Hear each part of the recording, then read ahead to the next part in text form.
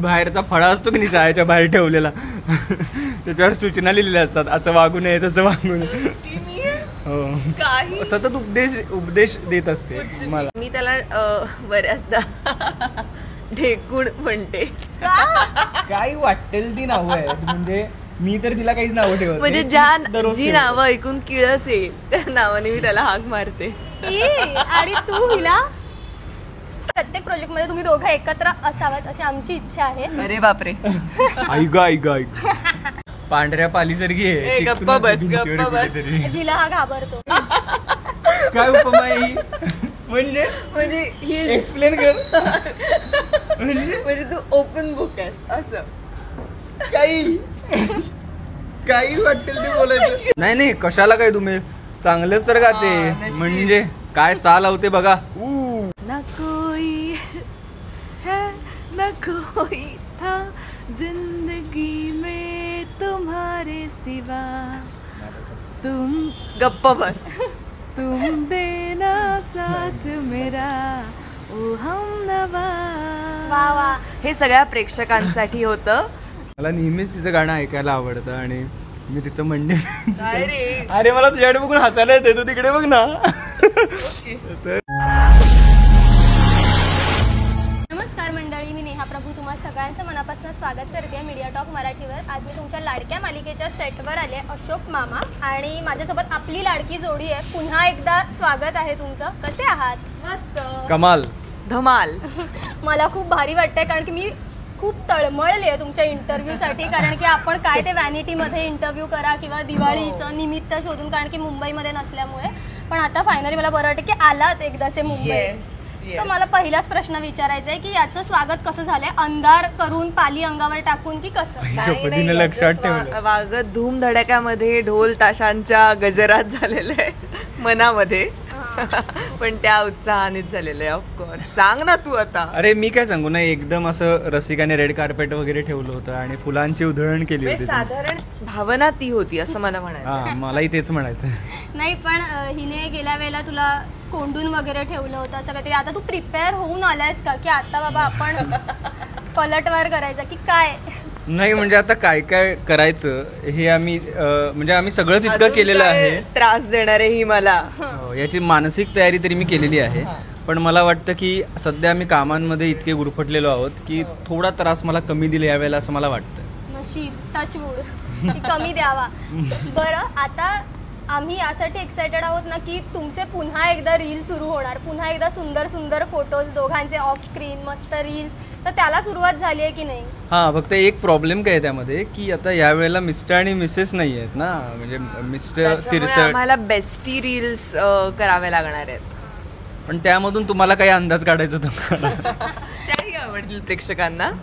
बरं, आम्ही पाहिलं की तुम्ही छान रील शूट करत आणि मामा तिथनं पाहतायत असं. सो ते कसं होतं? नंतर तुम्ही भेटलात का अशोक सरांना आणि सांगितलं का की त्यांची काही रिएक्शन आली? ऍक्च्युली आम्हालाही माहिती नव्हतं. आम्ही जेव्हा रील करत होतो तेव्हा एकदम क्यूटली ते असं बघत होते आणि नंतर मग ते म्हटले की काय करताय काय तुम्ही.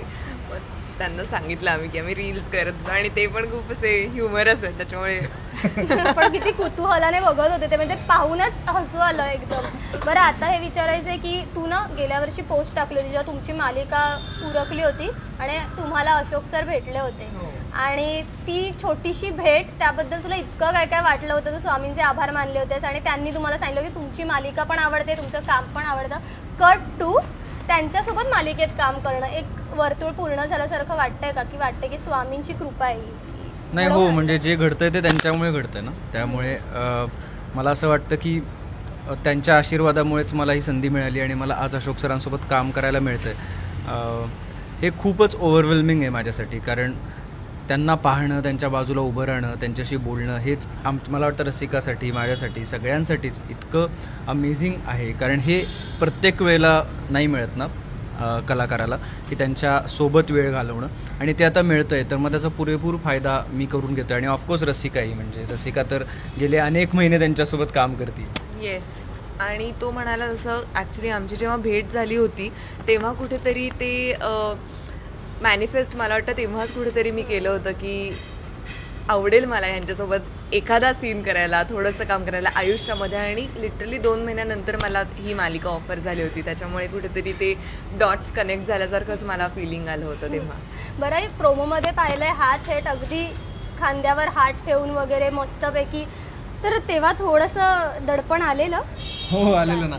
त्याचा एक किस्सा होता की मला गिरीश सरांना मिठी मारायला सांगितली, अशोक सरांना. आणि मग मी मिठी मारली आणि लगेच बाहेर आलो कट म्हटल्या. ते मला सर म्हणाले, लगेच का बाहेर गेलास? मी म्हटलं नाही, थोडी भीती वाटली, पहिल्यांदा मी तुम्हाला मिठी मारली ना आयुष्यात. मग ते म्हटले नाही थांबायचं. म्हटलं घाबरू नको. आणि ते मुळात दडपण काढून घेतात आपल्यावरचं, आणि इतके ते ह्युमरस आहेत की त्यांचे विनोद ऐकून आम्हाला खूप हसायला येतं दरवेळेला. खेळतच असतो सेटवर त्यांच्या सोबत. बरं, मित्रांचा असा एक ब्रो कोड असतो ना की क्या छोटे असं वगैरे, किंवा काय दोस्ता वगैरे, तसं तुमच्या दोघांमध्ये काय आहे की म्हणजे रसिका इंद्रनील मध्ये असं काय आहे की एवढं तरी आहे. आमची दररोज नावं बदलत असतात. हे लिहू शकतो, त्याच्या एक नामावली लिहू शकतो. रोज वेगवेगळ्या नावाने एकमेकांना तरी हाक एखाद मारणं. दुसरं आहे का? एखाद दुसरं सांगते तर मी त्याला बऱ्याचदा ढेकूड म्हणते. काय वाटेल ती नावं आहेत, म्हणजे मी तर तिला काहीच नावं ठेवत म्हणजे जी नावं ऐकून किळस येईल त्या नावाने मी त्याला हाक मारते. आणि तू हिला? मी तिला काही म्हणतच नाही. येस, मी घाबरतो तिला, त्यामुळे मी जरा स्वतःला आवरून सावरूनच तिला बोलवत असतो. पण आहे म्हणजे पांढऱ्या पालीसारखी आहे. गप्पा बस. जिला हा घाबरतो, मी घाबरतो.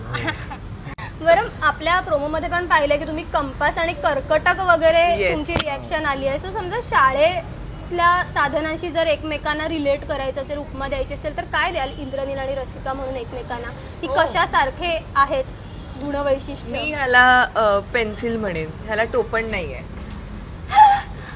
म्हणजे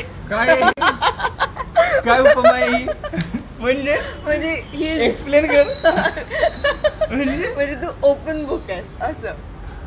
काही वाटेल ते बोलायचं. चांगलं होतं की नाही? चांगली आहे. अप्सरा पेन्सिल आहे. अप्सरा पेन्सिल. Oh my God. नाचतो. आणि मला नटराज म्हणवं. काही नटराज वगैरे म्हणणार नाही. ही बाहेरचा फळा असतो की नाही शाळेच्या बाहेर ठेवलेला, त्याच्यावर सूचना लिहिलेल्या असतात, असं वागू नये तसं वागू नये. काही सतत उपदेश देत असते मला. पण नाही, पण चांगल्या गोष्टी तेच सांगतोय, लोकांना चांगले उपदेश देणं, लोक म्हणजे मी काम तू करत असतेस, त्यामुळे नाही. आणि काय म्हणू शकतो शाळेमध्ये अजून काय असतं छान शाळेमध्ये? छान पुस्तक आहे. मी पुस्तक आहेस, ही चांगली शिक्षिका होऊ शकते असं मला वाटतं. बॉस लेडी आहे ना ती, त्यामुळे. पण आता बॉस बनून कोणीतरी वेगळी व्यक्ती आलेली आहे, आणि इंडस्ट्रीतले जे सिनियर आहेत त्यांचा सिनियर बनून वगैरे, म्हणजे कायच टापच नाही म्हणजे याची, याला एक वेगळाच दर्जा मिळत असेल ना आता. हो, म्हणजे त्या निमित्तानं सीन मध्ये का होईना रसिका माझ्याशी बरं बोलते. नाही, पण आधीच्या पण सिरियल मध्ये तो बॉस होता सुरुवातीच्या काळामध्ये, तेव्हा मला त्याचा धाक होता सावीला.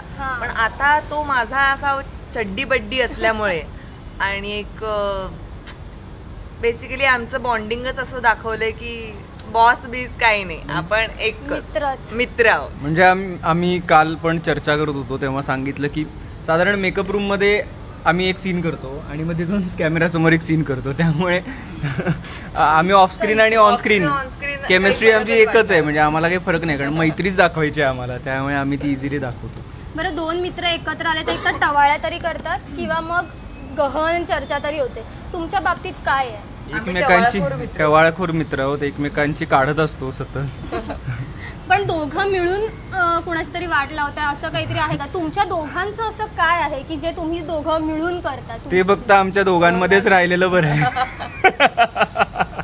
नक्कीच काहीतरी वाटली असणार. नाही, आम्ही असे मजा करत असतो. येस, गॉस करत असतो. गॉस नाही, चर्चा करतो. चर्चा. येस.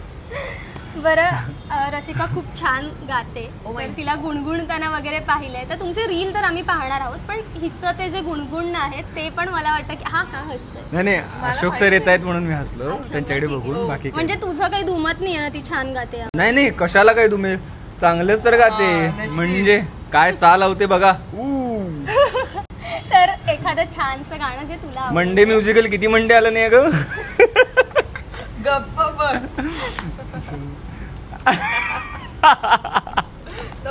नको इथे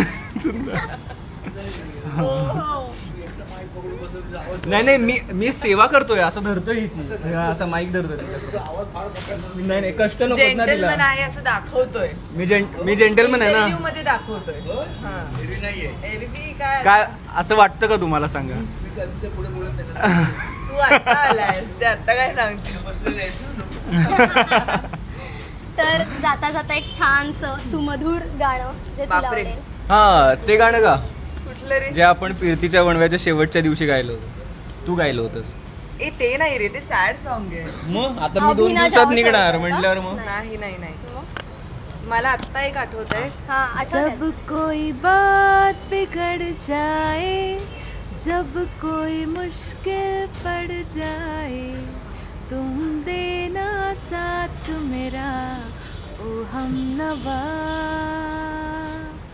न कोई है न कोई था जिंदगी में तुम्हारे सिवा, तुम गप्प बस. तुम देना साथ मेरा ओ हमनवा.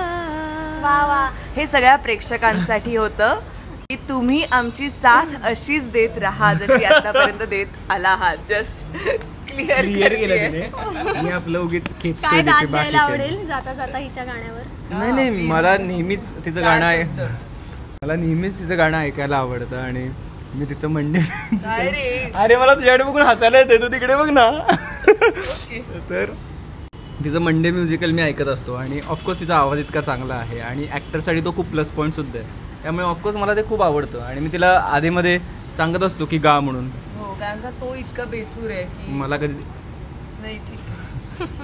पण छान वाटलं तुमच्याशी बोलून आणि आता आमच्यासाठी पर्वणी असणार आहे कारण पुन्हा एकदा अर्जुन परत आलाय त्यामुळे आम्ही खूप खुश आहोत. त्यामुळे तुम्हाला असे छान प्रोजेक्ट मिळू दे आणि प्रत्येक प्रोजेक्टमध्ये तुम्ही दोघं एकत्र असावात अशी आमची इच्छा आहे. अरे बापरे. ऐक ऐक ऐक त्यामुळे खूप साऱ्या शुभेच्छा. मला वाटतं जाता जाता प्रेक्षकांना तुम्ही आवाहन करावं की त्यांनी ही मालिका अशीच पाहत राहावी. येस आम्ही प्रेक्षकांना हेच सांगू की तुमच्यासाठी अर्जुन आणि भैरवी आता म्हणजे इंद्रनील रसिका परत आलेले आहेत आणि त्याच्यामुळे तुम्हाला कर्कटक कंपासची पण जोडी खूप आवडणार आहे. खरंच मी पण तेच म्हणेन की तुमचं प्रेम आणि तुमचा आशीर्वाद असाच नेहमी पाठीशी राहू आणि बस बाकी काहीच नाही. थँक्यू. थँक्यू.